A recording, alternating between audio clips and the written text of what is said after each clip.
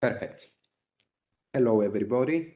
It's a big pleasure for me, and thank you very much to the organizers for the invitation. It's a big pleasure for me to talk about some work that I have been doing the last 20 years. I first came across satellite remote sensing during my PhD under Samantha Lavender in 2003, and I'm going to show you a little bit from this part of my work for the Atlantic Ocean, but then we're going to move on to Mediterranean, the Red Sea, the Indian Ocean. So I will try to have several different applications of satellite remote sensing on ecological indicators, and in particular with an emphasis on phytoplankton phenology.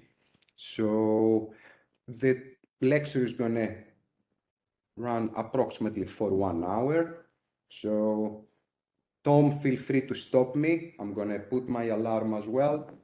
All right. We live in a blue planet that is 71 to 73% is covered by water. The vast majority of it's the marine environment. We need to understand the functioning of the marine ecosystem. We need to understand their response to global anthropogenic and not changes in order to be able to predict their future. In order to do so, in order to monitor the marine environment, we need long-term and spatially extended data sets. Those data sets and the long-term and large-scale biological dynamics in many marine ecosystems in the world remain poorly understood. The reason being is due to the lack of in situ in water measurements. Regardless how much technology has progressed, and here we can see gliders, we can see ship measurements, CTD, bioargo floats, we even put machinery on animals and birds to track them down. Regardless how much we try to monitor the environment, it is impossible to be everywhere at the same time. That's why there are several ecosystems around the world that we know nearly nothing about. This need to find long-term and spatial extent dataset did not come during this era. Marine scientists started approximately more than 100 years ago to be willing to get measurements, for instance, with a Secchi disk, which measures the turbidity of the water column, and in the open oceanic, this signal mainly comes from the microscopic marine organisms that live within. And you can see with Forel Ulef and other ocean color data sets of the era, they have been able to reproduce astonishingly well the spatial distribution and the temporal distribution of oceanic phytoplankton. On the left-hand side, I have the satellite-derived MODIS, and on the right-hand side, from in situ in water measurements for many decades ago. It is astonishing what people have achieved. In a sense, we could call it the citizen science project of the era. Back then, they used to take the Secchi disk or the Forel Ule scale, and they used to look at the water and get an information out of it. Have a look. These certainly qualitative data set. We can have a look at the oligotrophic gyre of the Atlantic at the north and the south, the upwelling systems of Africa, at the southern Atlantic, the eutrophic northern Atlantic. But even imagine their old technology was so sensitive to even separate the oligotrophic Mediterranean Sea into the ultra-oligotrophic Eastern Mediterranean and the Western Mediterranean, exactly the same way as we see from satellites. It is incredible what they managed to do by discovering and creating new tools. One of the pioneers was Sir Alister Hardy, that started his career at the beginning of the 1900s, and he discovered the continuous plankton recorder. Imagine, because we have 2023, it's been exactly 100 years since Sir Alister Hardy mentioned that if we manage to mark those color changes of the water, and these are correctly interpreted, we may in the future find an aircraft. Back then there was no satellites in order to be mentioned like that, but an aircraft, something that will go around the Earth. And like that, if we use this data set, we will be able to make rapid surveys of surface conditions in relation to the fisheries. So it's been at least 100 years well known that by knowing the color of the ocean, we may start understanding how the ecosystem works and how higher trophic levels are impacted. The modern era, approximately at the end of 1970s, the CZCS was the first satellite to start observing global ocean color spatiotemporal distribution.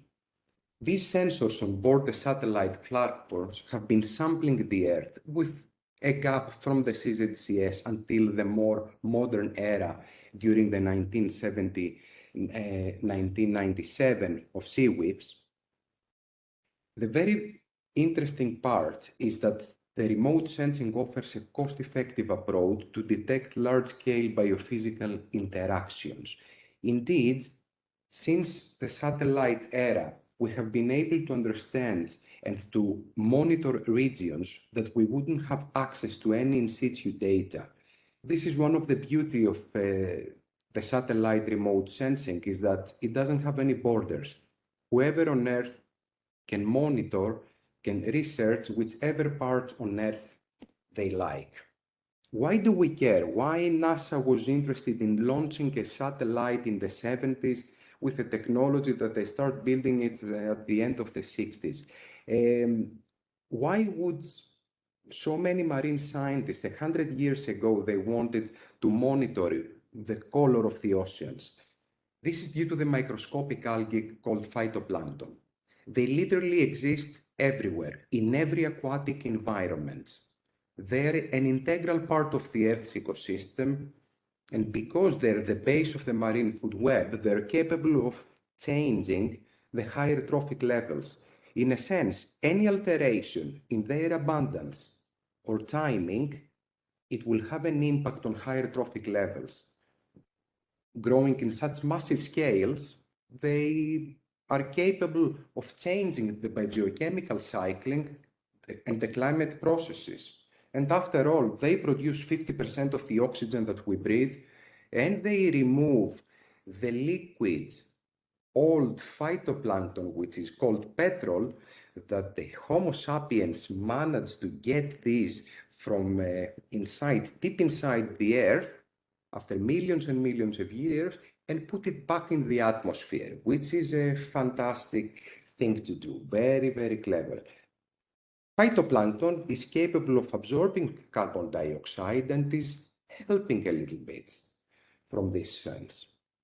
One of the things that we can get through the ocean color and phytoplankton are the phytoplankton indicators. It's not only the abundance, the overall phytoplankton biomass that is important.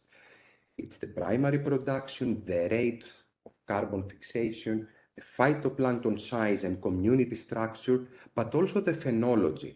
Regardless of the amount of phytoplankton, it is the timing that comes in a specific region.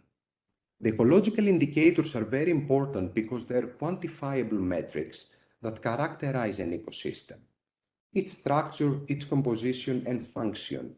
One of the most important things is that the ecological indicators may serve as an early warning signals of ecological disturbances. In a sense, those tiny microscopic marine algae are capable of changing even faster than the actual physics until we start detecting, at least. In biological oceanography, we're very keen in what limits phytoplankton. There are several parameters that impact their growth, their abundance. If we have to say what are the limiting factors, there are two: light and nutrients. That's why we can separate the world's ecosystem into the nutrient-limited and light-limited. The ecosystem towards the poles, the higher latitudes, are the light-limited environments, whereas around the tropical region, around the equator, we have the nutrient-limited environments. Oceanic warming, something that is evident all over the world and in the majority of the places, can impact phytoplankton and these microscopic algae directly through their growth rates, metabolism, or indirectly through thermal stratification, thus nutrient availability, and grazing, which is the zooplankton. Oceanic warming does not only impact phytoplankton abundance, but also their bloom timing, because oceanic warming impacts the stratification level, and the nutrients that are trapped below the thermocline are not available at the right time, and thus changes the bloom timing. But why do we care about the bloom timing? Why is this so important? Phenology relates to the timing of the biological events, typically the primary producers, on lands and in the oceans. For instance, in the North Atlantic, we have the very well-known spring bloom. And it happens during the spring bloom because the light availability is way more. The water column is very well mixed during the winter time. There is plenty of nutrients available. And when the first light comes and the atmospheric temperature starts getting warmer during spring, we have the first signs of the bloom. One of the metrics that we can get when we calculate phenology, it's the initiation, the peak, the termination, and duration. And those metrics are very important in order to be able to understand if in a given year it has changed, there is a delay in the initiation, or there is an earlier termination. Why do we care about the specific time of the events? This is due to the match-mismatch hypothesis. Basically, this figure has been adapted by Trevor Platt's the Nature paper in 2003, just to add this particular panel. On top, you can see in blue the larvae of any organism. The majority of the marine organisms have a planktonic stage. During this period of time, they're feeding in the euphotic zone and at surface near where phytoplankton grows, and then they may return. Even sessile animals may feed directly on phytoplankton. So when those larvae are available, they need food. This color, the green, is when their presence overlaps with phytoplankton growth. When there is a mismatch, there is a delay in the initiation of the bloom, so the bloom starts later, we suddenly have a mismatch because the larvae are present, but their food is not. So the timing of phytoplankton growth periods has far-reaching impacts on the marine food web structure and ecosystem functioning. Trevor Platt has published several papers on this subject, which I'm going to talk about my most favorite one, the spring algal bloom in the North Atlantic and the impact of larval fish survival. One of the reasons why I find this paper very interesting, it's the fact that they're dealing with an organism, the haddock, that is a benthopelagic organism that is living in very deep waters, 400, 600, 700 meters depth. However, their larvae have a planktonic stage and they live very near the surface. So Trevor starts his Nature paper by saying this link has been suspected for more than 100 years, but its verification has had to wait for technology with sufficient spatial and temporal resolution to appear. This is the anomaly of the timing of the spring bloom. In a sense, whatever you see on the left-hand side, it is a later bloom for 1 week or 2 weeks, or an earlier bloom for 1, 2, or 3 weeks. On this axis, we see the survival index of the haddock larvae.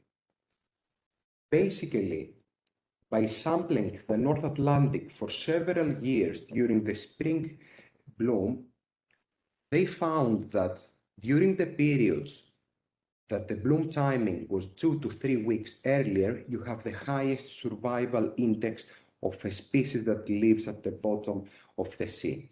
Basically, if the phytoplankton, the algae, moves towards the right and the bloom delays, we have minimum survival, whereas if it moves earlier, the overlapping timing is very important and the survival increases.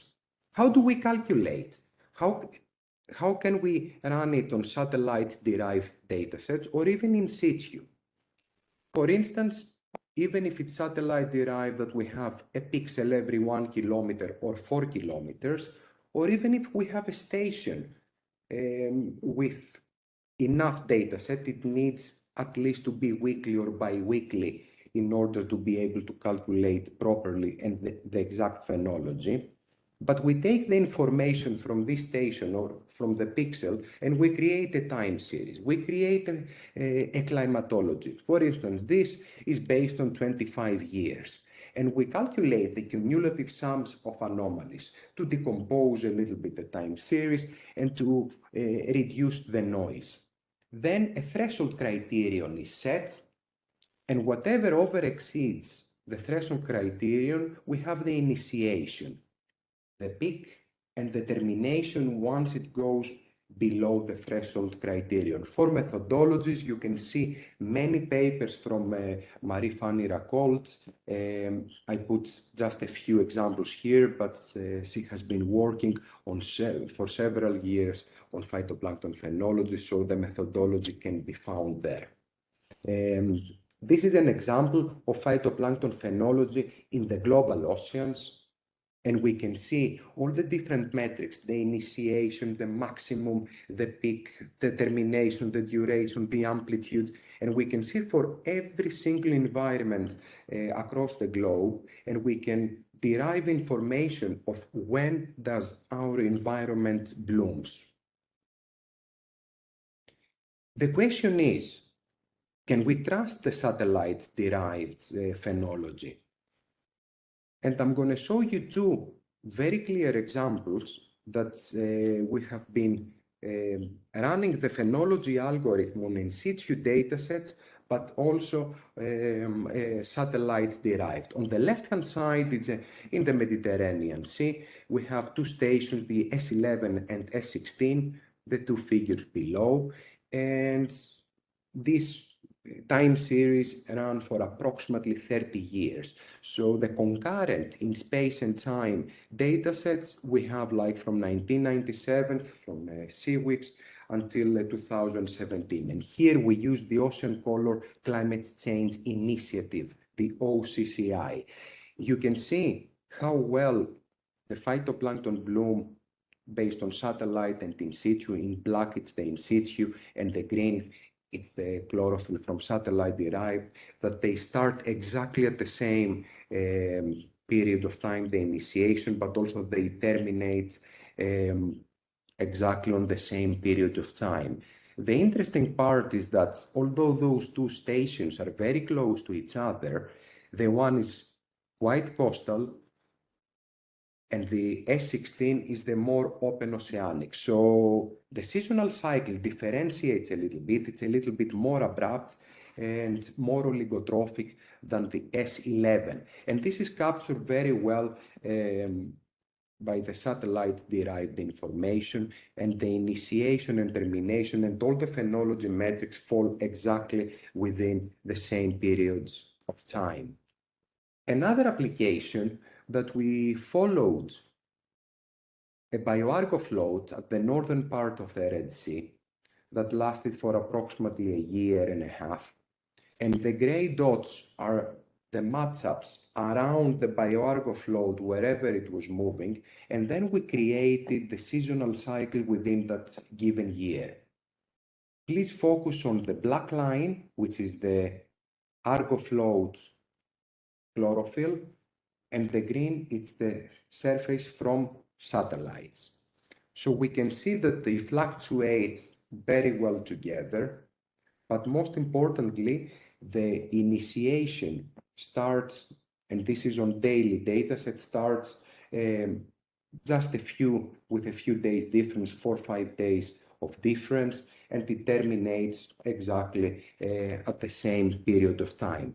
Whereas when we do the integrated chlorophyll of Argo, the first 100 meters integrated, we can see a big change because these phytoplankton live in deeper layers of the water column. So we see a delayed initiation. Perhaps it has to do with the lights, and a later termination lasting way longer. But overall, based on the surface information, we have evidence from very long time series, in situ time series, that the information that we get is very well. This is an example. I'm going to now show you some examples of phytoplankton phenology from several different seas, from the Atlantic, from the Mediterranean, from the Red Sea, and some impacts on higher trophic levels. So during my PhD, I started working with a continuous plankton recorder, and I always wanted to relate the information that we get from the CPR with the satellite-derived information. The continuous plankton recorder is filtering the water as it is stowed behind ships of opportunity, and the water enters, passes through a silk, and the silk is wrapped up in a cassette. So basically, it goes back to the lab, and the first analysis that they do, it's the color of the oceans. After that, it is cut in 18 kilometer stows, and we can actually see the taxonomic analysis of zooplankton and phytoplankton. More than 550 different taxa are recorded in each are looked. Here, the first analysis is the CPR filter. And this is a visual inspection of the color of the silk. So the first category is no color, the second category is very pale green, the third category pale green, and the fourth category green. This has been run for several years, and in order for a technician to name one category, there are always two that they are actually taking the measurements and they have to agree. And in order for a person, a technician, to train, they need at least 2-3 years of training until they say in which color category. So they train their eyes and their brain algorithm quite a lot. What I was interested in was to see the relationship between each category, pale green, pale, very pale green, and green, and the satellite-derived information. So we have like thousands of data points. We managed to have enough matchup points with seaweeds. And here you can see the relationship that every category has a very distinct chlorophyll value. Using this relationship, we were able to retrospectively calculate chlorophyll back in 1948 during a period, although the continuous plankton recorder runs from 1931, from 1948, the methodology remains unchanged. And here we can see a very abrupt change and an increase in 1987, the well-known mid-80s regime shifts. One of the things that I wanted to look at was the phytoplankton phenology. The problem with the satellites dataset is after the cease of CZCS and the beginning of the seaweeds, we had a very big gap. However, the continuous plankton recorder was available before, during CZCS, during the gap, and during the modern times. And this is the results. From 1948 until recently, the color is the phytoplankton color index, and these are the months from January until December, So if we see from 1948 until mid-80s, we used to have a very distinct spring bloom and a very distinct, in most of the years, autumn bloom.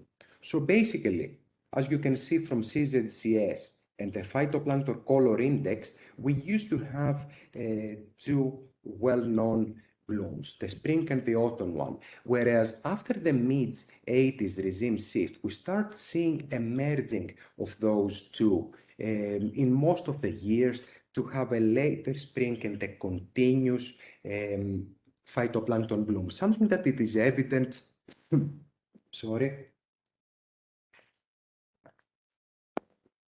something that is evident in the satellite data sets. In order to see, by retrospectively calculating and adjusting everything to sea waves, we can see that there is an abrupt shift in the mid-80s. Sorry for my voice.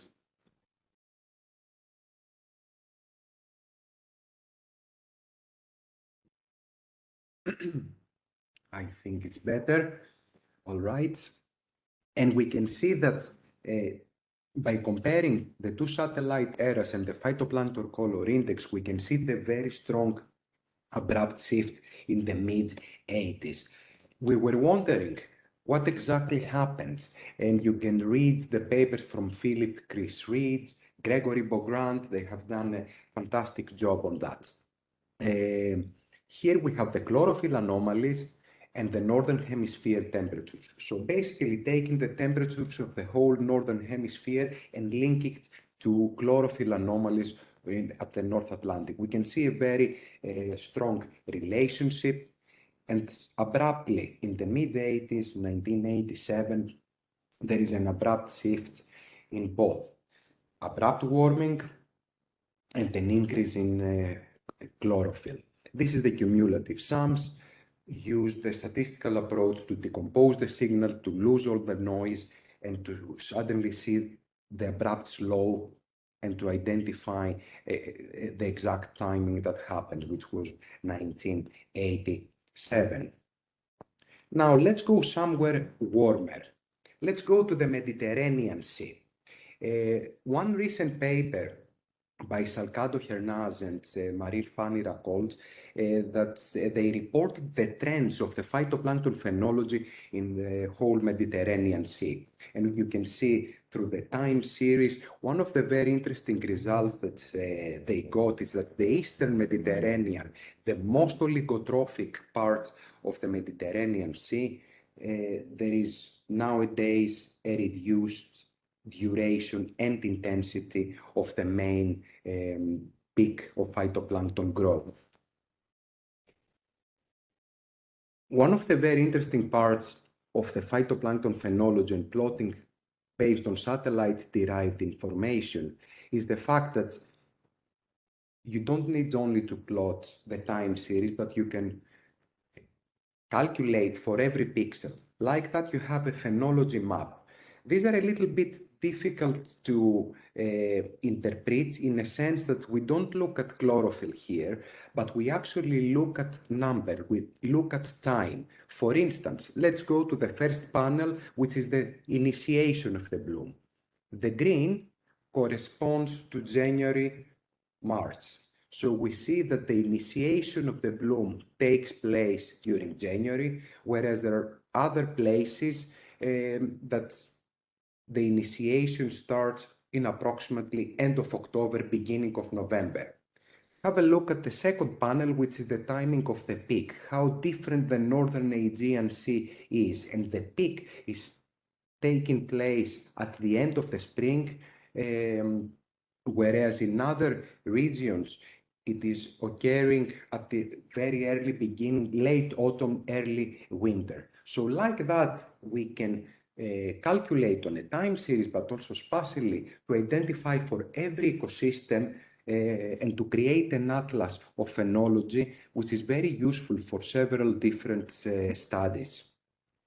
In the Red Sea, for instance, that is a region that it was extremely undersampled, especially before the 2010, before the advent of the University of KAUST, which since then they're sampling the Red Sea in an astonishing scale and rhythm. But before then, the in situ information was indeed negligible. What we can see here is that the majority of the open oceanic regions, if you look at the blue, which is the chlorophyll, it is a typical winter blooming environment, whereas the southern parts and the very coastal regions, we have a very strong peak during the summer that I'm going to talk to you about that later on. The Red Sea, in general, is a very oligotrophic ecosystem. However, the southern part, it reaches values nearly at a eutrophic level. And we can see that during the whole period of time, and this is based on sea WIFs, which of course had a lot of data gaps. Even the climatological weekly data points were not enough. So in a sense, the single sensors, there were periods of time that they have never sampled the southern Red Sea. And this is a very important part of the basin. The reason being, the Red Sea has like negligible precipitation, approximately less than 6 centimeters per year. So it is a very strong rainy day in Northern Europe. It has no riverine inputs and is surrounded by desert. So the nutrients from runoff do not exist, basically. So we have two main mechanisms. One, the convection of the north, where we have a very strong cyclonic eddy, and the main mechanism is the Arabian Sea influx. So basically, the horizontal intrusion during winter and summer from the Indian Ocean due to the monsoons. The monsoons are the prevailing winds over the northern Indian Ocean, and they are changing, they're reversing their direction biannually over the whole Indian Ocean. And this drives one of the most dynamic interaction between atmosphere, oceans, and continents. The Red Sea is here. During the winter time, this cyclonic movement pushes waters from the Gulf of Aden inside. This is due to the mountains around Somalia, Yemen, Saudi Arabia, and Eritrea from Africa's side.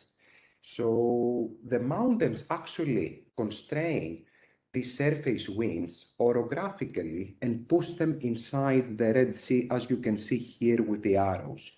Along with the surface winds, it is pushing a lot of water inside. Even during summer, when the monsoon reverses, those very strong summer monsoons create an upwelling here that is pushing water in the Red Sea, but at different depth, approximately 65 meters of depth. This is in red, the annual mean of chlorophyll for the whole Red Sea, superimposed on the multivariate ENSO index. Have a look how strongly related, positively related is this climate index, which is a very good representation of ENSO.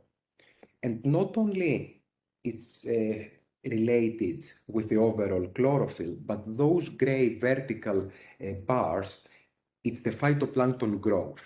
So basically, during El Nino, opposite to what we know for the tropical regions, because in the tropics, when we have an El Nino, which means a very strong temperature for the atmosphere across the globe, we usually have an impact on thermal stratification. And because the tropics and the temperate seas rely on nutrients below the thermocline, those nutrients are usually trapped. Berenfeld has a very nice paper, and Donay in 2006 in Nature, showing this mechanism. So here we can see that during La Nina, we have 2 to 4 weeks less duration, and during El Nino, we may reach to 4-5 weeks of more duration. And we were wondering why the Red Sea, a very typical tropical ecosystem, is reacting so differently. It's for one reason. The main mechanism of nutrients, the nutrients that the Red Sea is relying upon, it's not through the water column, but from the Indian Ocean. So here we talk about advection. What they need is the volume transport, the higher volume transport, the very strong wind speed during the winter monsoon in order the chlorophyll of almost the whole basin to flourish.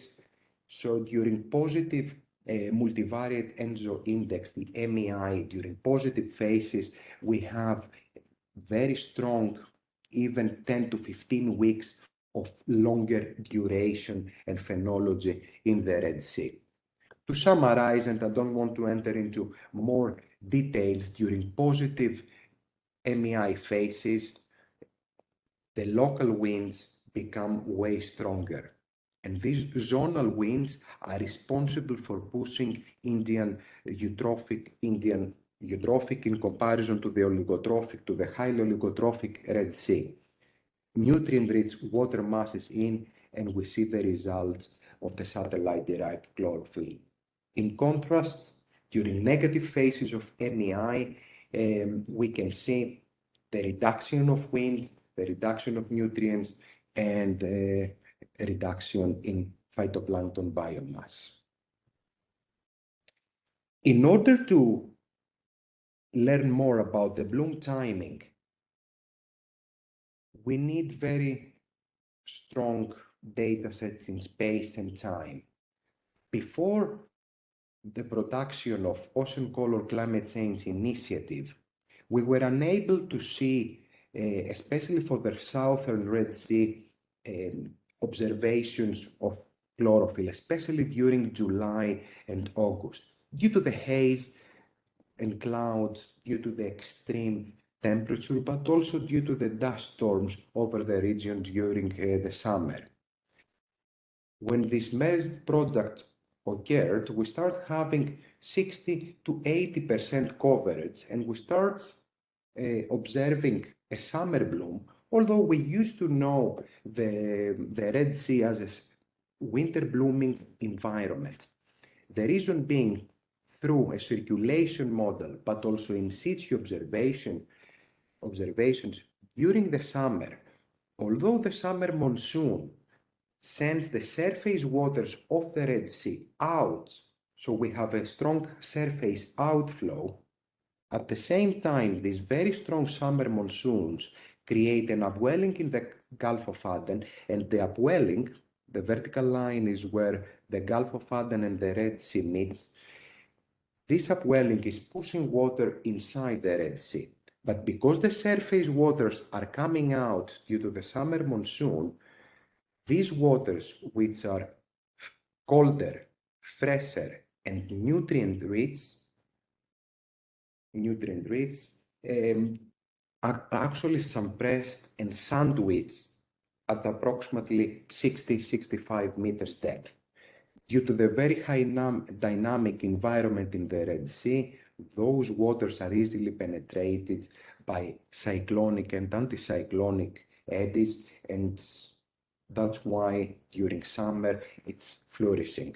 And this is the relationship between chlorophyll and Indian monsoon index and the winds, how a very clear relationship showing the stronger the summer monsoon is, the higher the chlorophyll in the Red Sea basin. One of the interesting things of phenology, as I told you before, is that you can plot it spatially. What we saw in the Gulf of Aden is that a big differentiation between the half of the Gulf near the Red Sea and the outer layer. Again, we were only able to start looking at this, and this is a study that's back then a bachelor student that was working, John Anthony Gittings, was working at Plymouth Marine Lab with myself, with Trevor and Suba. And he's now approximately 10 years in Ocean Color. He started in approximately 2014. So John investigated the phytoplankton phenology in the Gulf of Aden. And we can see that in panel A, we have a very strong summer bloom. We could find only one paper that they had in situ measurements indicating that indeed during August they have found 5 milligrams of cubic meter and to support our evidence. Especially in the tropical places where the temperature is already very warm, but also the temperate seas like the Mediterranean. The problem with oceanic warming is that it changes the density of the upper layer. By changing the density, it creates two water masses. The upper water mass, which is lighter because the density is decreased, so those lighter waters are occupying the subsurface, whereas the colder, more dense waters are heavier and they sink. So those water masses are a little bit difficult to get mixed, especially if it is a very strong, if there is a very high temperature in a given year. This happens naturally during the seasonal cycle, and can be the summer stratification, and this can be the winter mixing. However, here we talk about climate warming, and in a given year, if a region is way warmer than it should be, it starts having a very big impact. And this is what is happening typically during the winter time. Due to the temperature drop at the atmosphere, because the weather is not good, it's very wavy, strong, cold winds are cooling the surface, it changes the density, it cools down the surface of the water column, the lack of light, especially in the northern hemisphere and near the poles, the higher latitudes, but everywhere we have winter and summer. And you can see that the mixing of the whole vertical column, and this is the line of temperature, the unified line, whereas during the summer, we have a very strong thermocline. In order to understand the thermocline, one easy example for my brain, at least, is the density of two different liquids. Exactly as we have here, the lighter density of the warm surface and the colder region. Here I have oil and normal water. As you can see, the oil separates from the water due to its density. The oil is way lighter, that's why it goes towards the surface, and the water is heavier and goes below. Exactly where they meet, it's the thermocline. And those environments in the tropics, they rely upon nutrients that are trapped below the thermocline. Unless there is a mechanism to break this and start mixing, those nutrients will remain below the thermocline and they cannot be utilized by the surface phytoplankton. In order to visualize that with a bioargo float, but also with satellite-derived information, you can see the phenology algorithm says that the initiation of the bloom it's here in November and the termination in April. However, the satellite-derived information is give us information only for the surface. Let's have a look of what is happening during the warm period of time when we have stratification, the Brand-Vasala stratification index is very, very strong. The temperature is very warm at the surface and chlorophyll remains at the deep chlorophyll max and very low at surface. Abruptly, when we see the initiation of the bloom, we see that the stratification and the mixed layer depth in black line starts dropping. And this is when the temperature starts getting cooler and we reach during the peak of the blooming period that we see that the mixed layer depth is very deep, the stratification decreases a lot, and temperature becomes homogeneous, oxygenated, and chlorophyll everywhere in the whole water column. Exactly as we can see here during the mixing periods and during the summer stratification. This is a typical thing that is happening in every temperate and tropical seas. However, it's not only what is happening during the typical seasonal cycle, but also what is happening interannually. Within the seasonal cycle based on phytoplankton chlorophyll climatology, the last 23-24 years, and sea surface temperature, we can see how strongly anticorrelated they are. This is a typical seasonal cycle. During the winter period of time, we have the coldest periods and we have the highest chlorophyll concentration and vice versa. This is what it is expected. Here we see the interannual. We take February, which is the peak of chlorophyll, and we can see interannually how much does it change and how anticorrelated, strongly anticorrelated is with temperature. So it's not only during the typical seasonal cycle that happens within a year, but interannually as well. And this is where the issue comes. Basically, what this plot says is that when we have a very warm year at the northern Red Sea, we have much less phytoplankton. In order to visualize that, in the black line, we have the anomalies of the mixed layer depth from a hydrodynamic model. And in green, we have the chlorophyll anomalies from satellite-derived OCCI products. We can see how much related they are.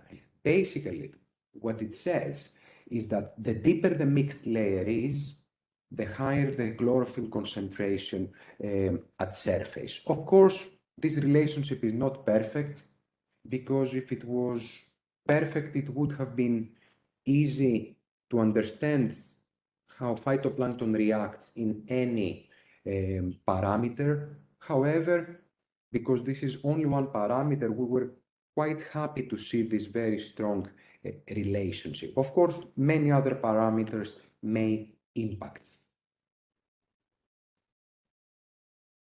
It's not only the overall biomass of phytoplankton that a warmer year impacts the mixed layer depth, and then eventually we have an impact on surface phytoplankton. This is the interannual variability, and we have the anomalies of the mixed layer depth and the anomalies of the blooming periods. It's not only the overall biomass, but it's the bloom timing that is impacted. Basically, when we have a very warm year and the mixed layer depth is shallower, the initiation of the bloom happens approximately 2 to 4 or 5 weeks later. I remind you Trevor Splatt's paper that showed in 2003 the impacts to the higher trophic levels when we see the impact to the higher trophic levels when the bloom is delayed. And this is exactly the opposite during cold years of time when the mixed layer depth it's much deeper, even 20, 30 meters depth. The bloom initiation comes 2 to 5 or 6 weeks earlier.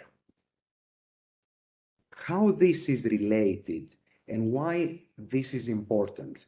Let's go and have a look at the final parts of the presentation that we see the impact of these changes in phytoplankton phenology and chlorophyll on the higher trophic levels. We know that marine fish constitutes a major source of animal protein and provide an essential source of micronutrients.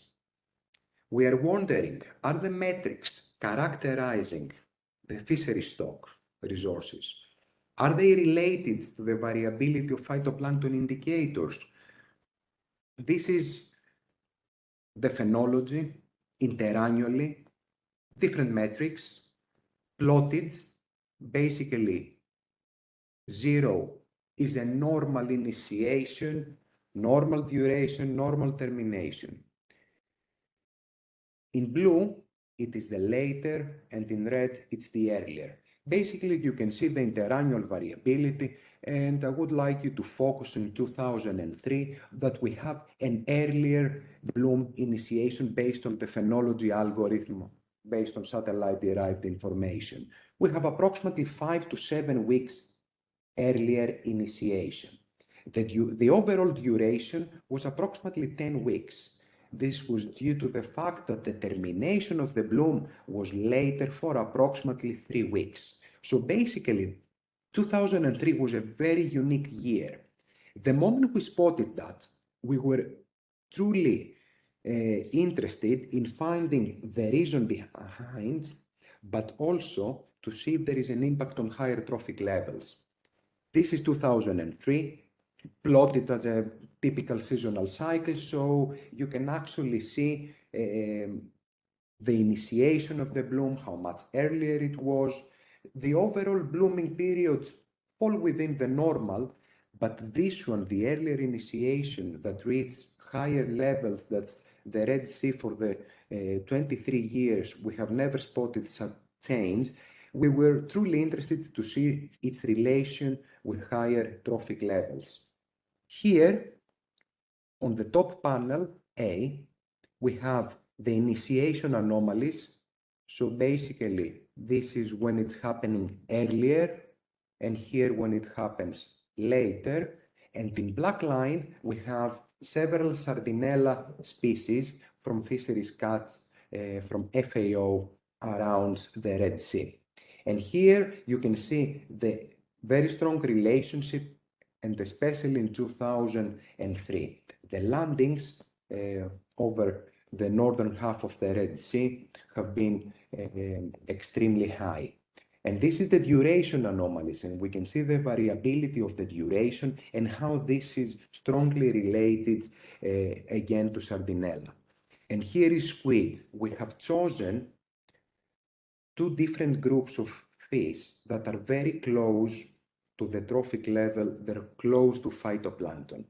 That's why we have chosen the small pelagics and the squids that are quite close to the bottom of the food chain, especially those small squids that we have chosen.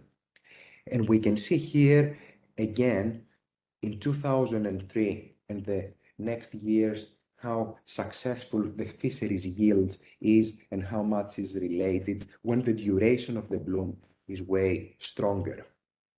This is another example from the Western Indian Ocean. We had access through solstice program from Southampton, with many colleagues from Africa, from Tanzania, Kenya, South Africa, a lovely projects that we start having access to fantastic fisheries data sets and start plotting links in between them. Here is a very typical example of chlorophyll satellite derived and many metric tons of herring, shad, and anchovies, all the small pelagics over the EEZ of Tanzania. This is another example of South Africa. I don't want to go into details because inside the papers we have the whole mechanism of why particular years were higher, why lower, and how this impacts eventually the fisheries. Since there are different mechanisms, I'm not going to go into detail, but we can discuss any of them. And here you can see the relationship between choka squid, a very important fisheries resource, the choka squid over South Africa, and the relationship with satellite-derived chlorophyll. We have managed to get from the ministry some fantastic fisheries landings. They were very cooperative. They offered us data sets even at a monthly level the last 20-25 years that were very, very useful to derive such relationships. I don't want to waste any more of your time. The message that I would like to pass is that we are able to find such links and to start understanding the marine environments a little bit better due to the satellite-derived information, but also supports other technologies like Argo and several other gliders and several other tools that we are able to see the large scale. Since they live in every aquatic environment, phytoplankton abundance, community structure, and growth timing alters the higher trophic levels. These tools are very useful in identifying those changes in order to be able to predict what will happen in a warmer future, which sometimes seems unavoidable. Thank you very, very much for listening, and I hope you found it interesting.